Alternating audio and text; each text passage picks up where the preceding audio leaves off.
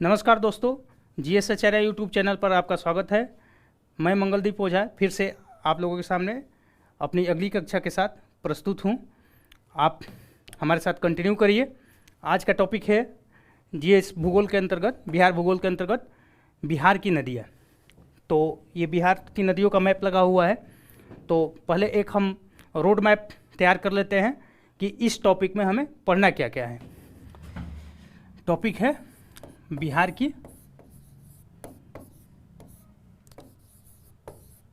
नदियाँ।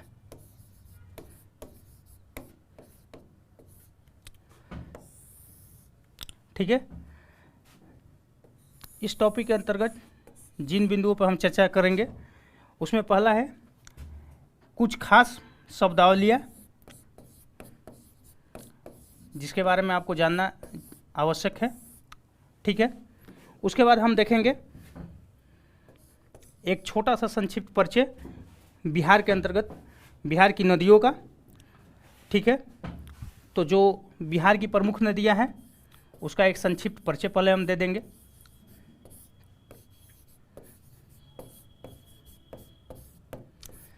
तत्पश्चात हम देखेंगे इन प्रमुख नदियों से संबंधित महत्वपूर्ण फैक्ट्स। ठीक है, इन महत्वपूर्ण नदियों से संबंधित महत्वपूर्ण फैक्ट। तत्पश्चात हम देखेंगे इन नदियों के हमारे जीवन में उपयोगिता।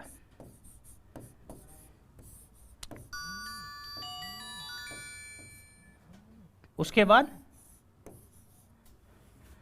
हमारा अगला बिंदु होगा इन नदियों पर सरकार द्वारा बनाई गई परियोजनाएं, और अंत में हम एक और टॉपिक जोड़ेंगे, एक बिंदु और जानेंगे, जलप्रपात। तो इन्हीं बिंदुओं के अंतर्गत इस टॉपिक में हम अपनी चर्चा को आगे बढ़ाएंगे। नदियों के अंतर्गत प्रमुख शब्दावलियाँ।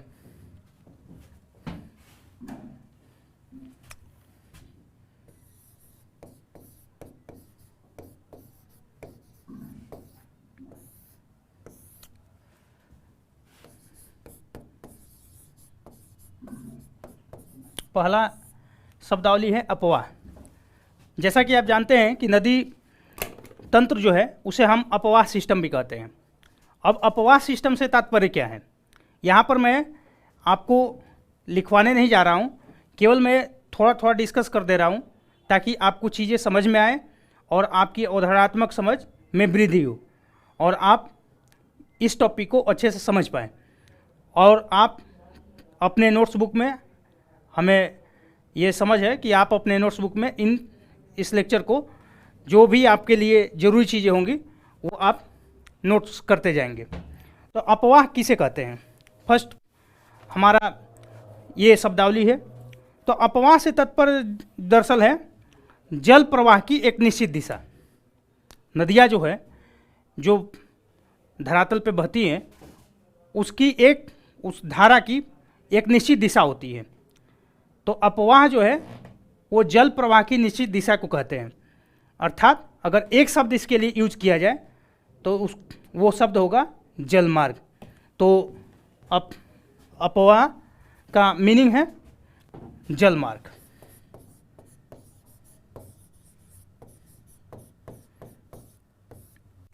जलमार्ग दो शब्दों से, जैसा कि आप देख रहे हैं कि बना है, जल और मार्ग।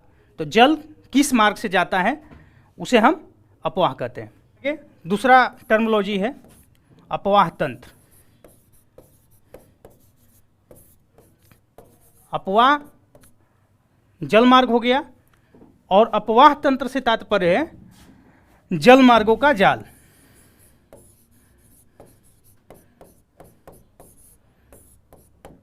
जल मार्गों का जाल। जब कोई एक नदी किसी एक धारा में बह रही है तो उसे अपवाह कहेंगे।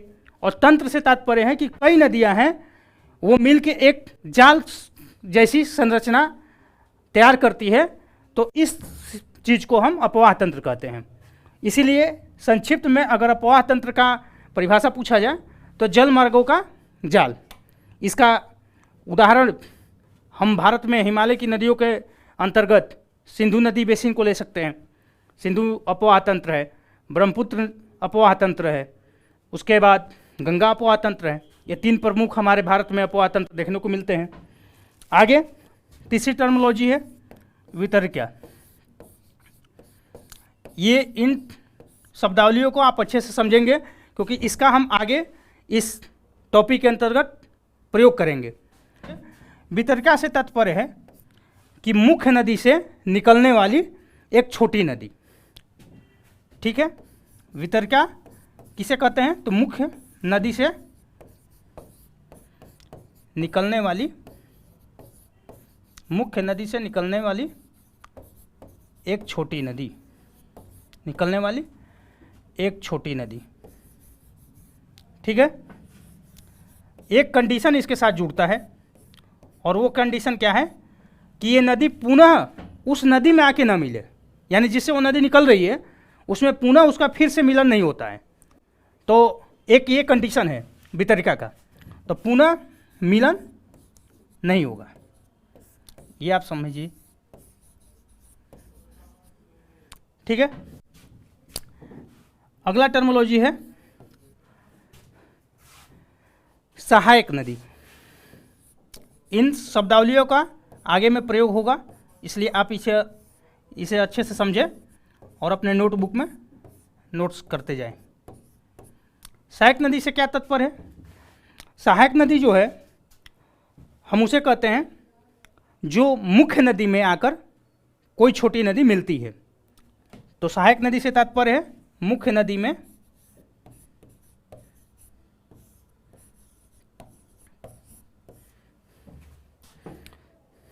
मिलने वाली नदी, मुख्य नदी में मिलने वाली नदी। इसके साथ भी एक कंडीशन जुड़ा हुआ है। कंडीशन क्या है कि सहायक नदी का आधार तल जो है वो मुख्य नदी से ऊंचा होना चाहिए। तो ये तो कॉमन लॉजिक भी आप लगा सकते हैं कि अगर सहायक नदी का आधार तल ऊंचा नहीं होगा तो वो मुख्य नदी में अपनी पानी कैसे गिराएगी। तो एक इसके साथ कंडीशन जुड़ा हुआ है कि सहायक नदी वो है जो मुख्य नदी में आके मिलती है और उसका आधार तल ऊंचा होता है। इसका एग्जाम्पल जैसे गंगा नदी में हम पढ़ेंगे कि बिहार में गंगा नदी की कई सहायक नदियां हैं। उत्तर से मिलने वाली सहायक नदियों में कुछ एग्जाम्पल हम यहाँ कोट करना चाहेंगे, जैसे घाघरा है, गंडक है, बागमती है। तो आगे इस सब का डिस्कस डिटेल में करेंगे। ये प्रमुख शब्दावलियाँ हुई, इसके आगे और कुछ देख लेते हैं। आगे 5वां है डेल्टा। ठीक है, डेल्टा किसे कहते हैं? तो डेल्टा कोई भी नदी जब कहीं से चलती है और जहाँ जाकर मिलती है तो अपने अपवाह के दौरान वो बहुत सारे मलबे को ढोती है और जहाँ मुहाने पर पहुँचती है, जहाँ मिलना होता है, उस जगह पर चूँकि नदी की धार बहुत धीमी हो जाती है, इसलिए जो मलबे होते हैं वो मुहाने से पहले इकट्ठे हो जाते हैं और नदी वहीं पे मुहाने पर ही मलबे का निक्षेप कर देती है, यानी छोड़ देती है। और उसी मलबे के निक्षेप को हम डेल्टा के नाम से जानते हैं। ये एक विशेष प्रकार का स्थल निर्माण करता है। इसका एक एग्जाम्पल हम देना चाहेंगे, गंगा द्वारा बंगाल की खाड़ी में स्थापित सुंदरवन का डेल्टा है, जो सबसे बड़ा डेल्टा है और ये प्रश्न कई बार पूछा गया है। तो डेल्टा से तात्पर्य है मुहाने पर मलबे का निक्षेप। ठीक है, मुहाने पर मलबे का निक्षेप, ये एक विशेष प्रकार का स्थल होता है, ये हम बता ही चुके हैं। विशेष प्रकार का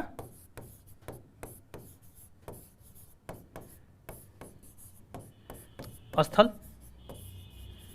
अगला टर्मिनोलॉजी है मेरा तट निर्धारण। इसे बहुत ही ध्यान से आप समझिएगा, क्योंकि जो आपके प्री एग्जाम में क्वेश्चन पूछे जाते हैं, यूपीएससी हो या संघ लोक सेवा आयोग के अलावा तमाम पीसीएस एग्जाम हो, उनमें कई बार ऐसा प्रश्न देखने को मिलता है कि गंगा नदी के बाएं तट पर जो सहायक नदियाँ हैं इनमें से कौन है, और आप कंफ्यूज हो जाते हैं कि बायां तट किधर पड़ेगा।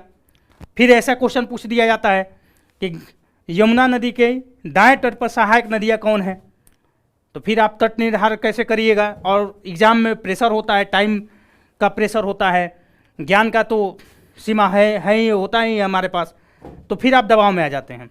तो यहाँ पे आप समझिए, ताकि वहाँ पर क्वेश्चन सॉल्व करते समय आपको ये जानकारी हो कि तट का निर्धारण कैसे किया जाता है।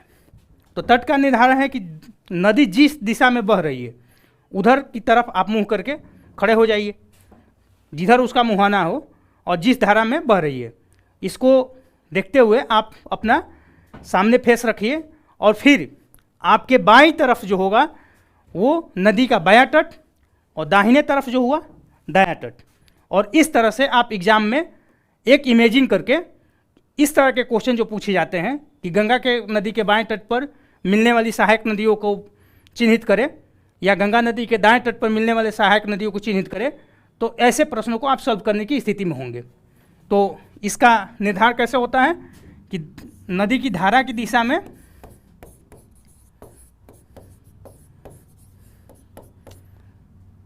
आप नदी की धारा की दिशा में अपना मुख करते हैं जो मुहाने की ओर होता है, ठीक है, और इस तरह से तट के निर्धारण करते हैं। आपको तट के निर्धारण ऐसे नहीं करना है, माने आप भूगोलवेता के रूप में, आपको अपने एग्जाम निकालने के लिए इसको समझना है, और तट का निर्धारण एग्जामिनेशन हॉल में करना है, ठीक है। आगे एक शब्दावली है एस्चुरी, ये 7 नंबर होगा, एस्चुरी।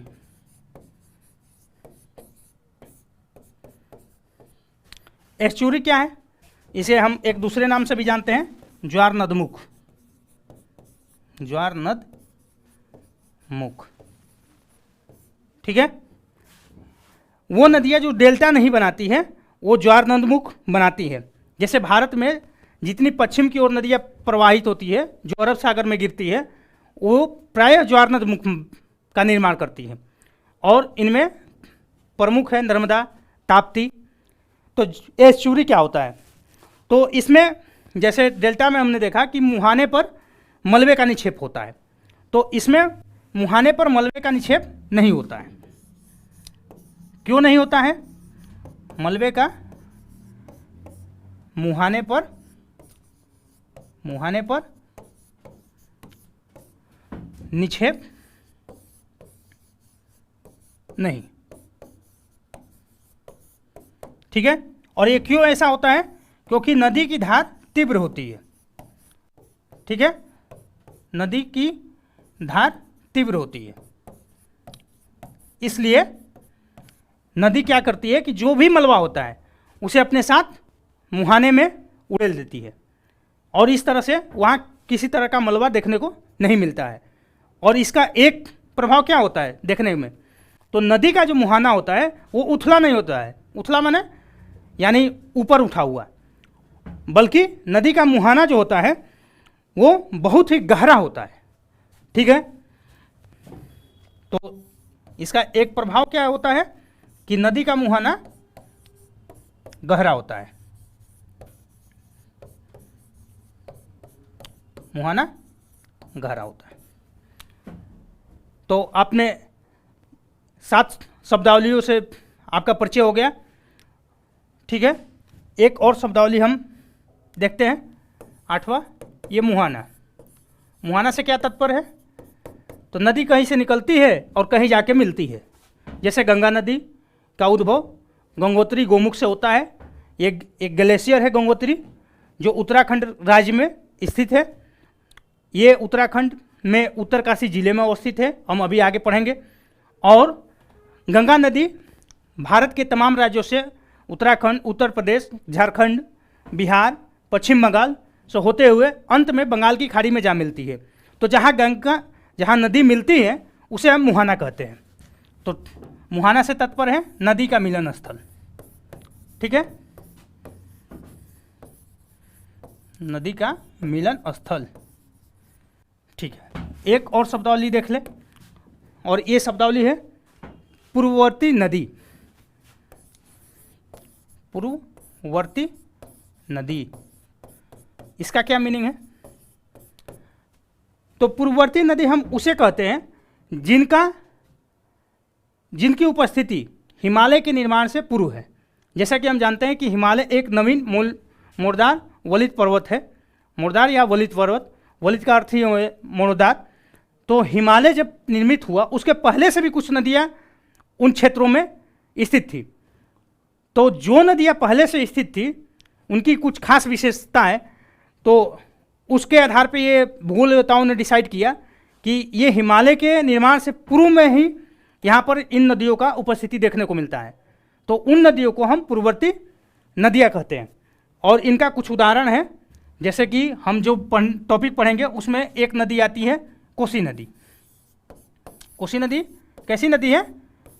पूर्ववर्ती नदी है। ऐसे ही भारत के अंदर सिंधु नदी को देखते हैं, तो इसके कुछ उदाहरण हैं। तो ये रही आपकी शब्दावलियाँ। और अब आगे इस टॉपिक में हम जब अपनी क्लास को आगे बढ़ाएंगे तो इन शब्दावलियों का यूज देखने को मिलेगा, और ये शब्दावलियाँ आपकी समझ को समृद्ध करेंगी। और साथ ही अगर भूगोल से प्रश्न मेंस में आते हैं वहाँ पर आपके द्वारा इन शब्दावलियों का प्रयोग किया जाएगा। इस टॉपिक से प्रश्न जो पूछे जाएंगे तो एग्जामिनर बहुत ज़्यादा अट्रैक्टिव होता है और आपको अच्छे मार्क्स मिलते हैं। तो आप इन शब्दावलियों से परिचित हो जाएं और इसको अपने नोट्स बुक में नोट्स करें, और इसको हमारे चैनल को लाइक करें, सब्सक्राइब करें। धन्यवाद।